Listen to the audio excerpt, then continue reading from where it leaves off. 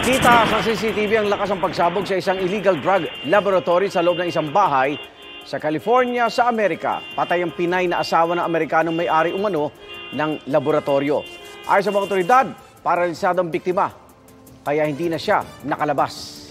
Sugatan din sa pagsabog ang caregiver ng biktima at ngayon nagpapagaling sa ospital.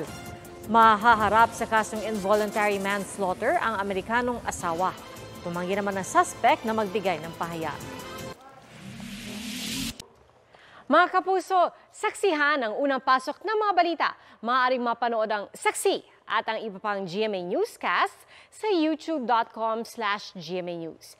I-click lang ang subscribe button.